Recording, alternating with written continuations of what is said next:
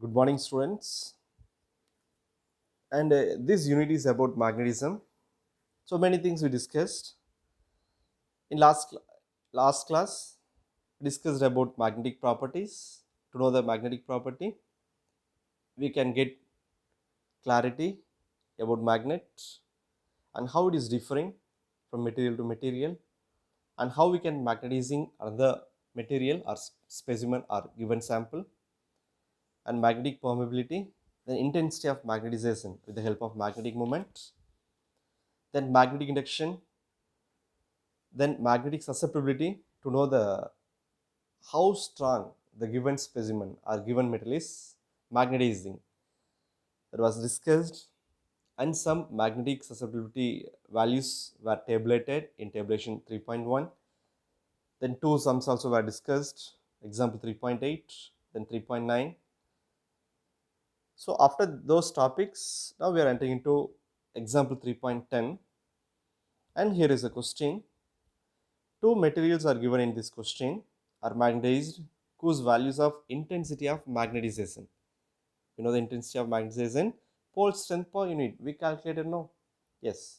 Intensity of magnetization is given are 500 ampere per meter for X and 2000 ampere per meter for Y. If the magnetizing field is 1000 ampere per meter means which one can be easily magnetized? This is question. Which one can be easily magnetized? So this, for this question, we can get a help from magnetic susceptibility. Why from susceptibility? Because that susceptibility gives how strong the material or the given specimen get magnetized. That we discussed in last class. So we are going to use the formula from the susceptibility, and we are giving a susceptibility formula for X and Y separately. So first one for X is xi m is equal to, this is for what? X. Then xi m, X is equal to mod m vector divided by mod h vector. Then substitution 500 divided by 1000, and we are cancelling 0.5. Then susceptibility of material Y is same formula. The given value is 2000 divided by h is given as 1000 is equal to 2. And compare these two values. Compare these two values. Y value's susceptibility is 4 times greater than X value. Y is 2 and X is 0.5. So which gives the result the material Y can be easily magnetized because it is having the more magnetic susceptibility. That is understandable from this topic, from this magnetic susceptibility definition. Are you clear? Yes. And topic is classification of magnetic materials, topic number 3.5. Here we will discuss about types of magnetic materials.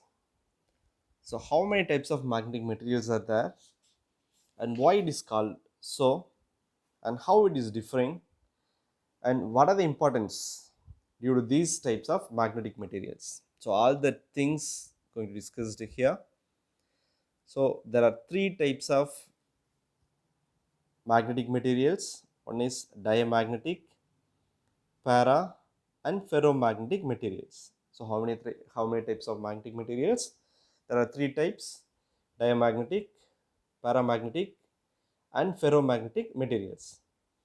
In diamagnetic materials, here the orbital of motion of electrons are discussed here. So general concept is every matter, all matter are made up of atoms. The combination of atoms are called as molecules. So in atom, when we are zooming into atom, three main particles are there: electron, proton, and neutron. So proton and neutron placed in nucleus, that is mid portion of the atom. So and where are electrons? Around the nucleus. These electrons are not in rest. It will be move, or it will be motion, it have motion around the nucleus, and it produces the magnetic field perpendicular to the plane of the orbit. So how it is revolving? So for the orbit, it gives perpendicular. Then we can say each electron orbit has its own orbital magnetic dipole moment. So in a single atom there is not a single electron. There are a lot of electrons are there. Each and every electron are giving magnetic dipole moment. How it is giving? In vector direction. And also the electrons are oriented here in random manner. It is not get directed. It is moving in random manner. It is moving in all the possible directions. Now, so are you clear? Here we are discussing about atom. In atom we are discussing about dipole moment, which is given by each and every electron. And keep your mind, the electrons are not moving in the same direction. So how the electrons are moving? The electrons are oriented, or it is moving in a random manner. Okay, so each electrons are giving its orbital magnetic dipole moment. When it is moving in the random manner, we are adding all the dipole moment value. The resultant value of this dipole moment is 0. Understood? Because it is moving in the random manner. Then we can say there is no resultant magnetic moment for each atom because it is moving in the random manner. And now these concepts we discussed, these concepts are explained under without any external magnetic field. So we can't say like that. Naturally, due to the earth we having magnetic field. Okay, here we are considering like that. Next we are going to explain in the presence of, in what condition we are explaining this? In the presence of uniform external magnetic field. Okay, in the presence of uniform external magnetic field, some electrons are speed up. Now we are giving some external magnetic field. How it is? It is uniform. Some electrons get speeded up, some electrons slows down. And now the moments given by the electron were anti-parallel and speeded up because it was explained from Lenz's law. And it produces some magnetic moment in the direction opposite to the field. So how we are applying the magnetic field? In the direction opposite to that, the magnetic moment will be act. So this induced moment disappears. Okay, so now some moment is there. In first case there is no moment, it is 0. Here some induced moment is there. It was induced because of the uniform magnetic field. It will be disappear when we are removing the external field. So when we are removing the external field, immediately the magnetic moment will be disappear. This is the condition under uniform magnetic field. And now we are discussing third case. This third case condition is non-uniform magnetic field. In this non-uniform magnetic field, it gives the interaction between induced magnetic moment and external field. So this induced magnetic moment was given by what? That moving electron in atom. Now we can write, we can explain. So where we kept the magnet in non-uniform magnetic field. So here the concept is between induced magnetic moment versus external field. So in non-uniform magnetic field, some force is created there. This force has the tendency to move a material from stronger part to weaker one. How we can move that? We can move the material from stronger part to weaker one due to the external field. It means diamagnetic material is repelled by the field. So how it is moving? Stronger part to weaker part of the external field. So this is the property. The diamagnetic material is repelled by the field, and this action is called as diamagnetic action. And some materials are given here, copper, bismuth and water, etc. are some examples, and these materials are called as the diamagnetic materials. Understood? So the condition of non-uniform magnetic field, the electrons is producing some induced magnetic field moment. This magnetic moment and external field creating some force. It can move the material when we are keeping between the magnetic field, and it will move that material from stronger to weaker part. This property is called as diamagnetic action. So you have to thorough everything in this diamagnetic material. And there are examples also given here. For 2 mark you can mark from here to here what are called diamagnetic materials or what is called diamagnetic action. Give with some example, you can mark this answer. And there are properties for these diamagnetic materials. Now we will discuss about that properties. And here there are 4 properties are discussed. So first property is magnetic susceptibility is negative. So what is magnetic susceptibility?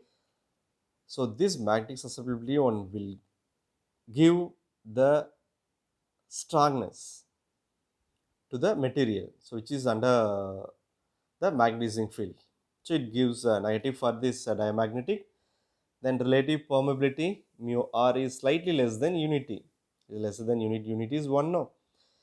And this is repelled or expelled by diamagnetic materials when placed in a magnetic field. The magnetic lines are repelled. And susceptibility is nearly temperature independent, does not depend with the temperature. So we can say this susceptibility is nearly temperature independent. So these properties are there for diamagnetic materials. So hope I understood about diamagnetic materials. It's giving the maximum effect in non-uniform magnetic field. This answer you can mark. So before that you mark one more 2 mark question. The 2 mark question is from diamagnetic up to ferromagnetic. So what are the 3 types of magnetic materials, or write the types of magnetic materials in 2 marks they may ask. And after that we can mark explain about diamagnetic material with the property means. We can start the orbital motion of electrons around the nucleus. So understand and study 3 concepts are explained. First is without magnetic field, next is with uniform magnetic field, then non-uniform are discussed. This answer is up to independent till next page with the properties. This may ask in 5 mark question. Okay, you mark this. And one more 3 mark question, only the properties alone. 3 mark question, you mark this. And this answer for what? Diamagnetic materials. And next is one note is given. It is example for diamagnetic material. And this experiment was explained by Meissner effect. It is given for superconductor like behavior. And superconductors are perfect diamagnetic materials. So superconductors are compared and it is given for example for diamagnetic materials. So first thing, what is superconductor? We discussed now in second unit. Do you remember? So conductor, we know. Superconductor is like a superstar. So conductor, what is means conductor? Conductor means the material which is allow the charges to flow through is called as conductor. And superconductor means the material which allow the charges with zero resistance. In conductor, it is does not have zero resistance. There are some resistance. So that resistance are removed till brought to zero value. So that conductors are called as superconductors. That there was that this definition and explanation was explained second unit. I hope you all remember about the superconductor. This superconductor are perfect diamagnetic and it shows expulsion or repulsion when it is near to the magnetic material. Okay, so it is explained here in a picture. It is given as a note here. And next topic is second type of magnetic material, which is called as paramagnetic materials. And in this paramagnetic material, uh, like a last diamagnetic material, dipole moment are considered. So in this additional 2 things are sum of, we are taking the vector sum of orbital and spin magnetic moment. There we taken only dipole moment. Here we taken orbital and spin magnetic moments of electrons in atom. So without or absence of magnetic field, the random orientation of the electrons will give net effect of the magnetic moment is zero. That was explained in previous type of magnetic material. It's like that it also giving zero value in the absence of magnetic field. So we discussed in the absence of magnetic field. Then what is next? Next we'll discuss with the presence of magnetic field, but how it is uniform. We are going to do that now. So in the presence of magnetic field, we can say the torque acting on the atomic dipoles.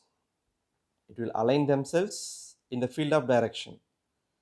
So what is producing in the presence of uniform magnetic field? Torque is produced between the uh, atomic dipoles, and it gives the net magnetic moment as induced in the direction of applied field. So how the induced the net magnetic moment will become, dipole moment will become the direction of the applied field.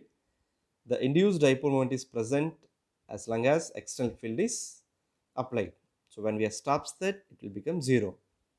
And then third condition in non-uniform, when the material is placed in a non-uniform magnetic field, these paramagnetic materials will have a tendency to move from weaker to stronger of the field. So last one stronger to weaker, this one weaker to stronger, and this material will exhibit the weak magnetism in the direction of applied field are known as paramagnetic material.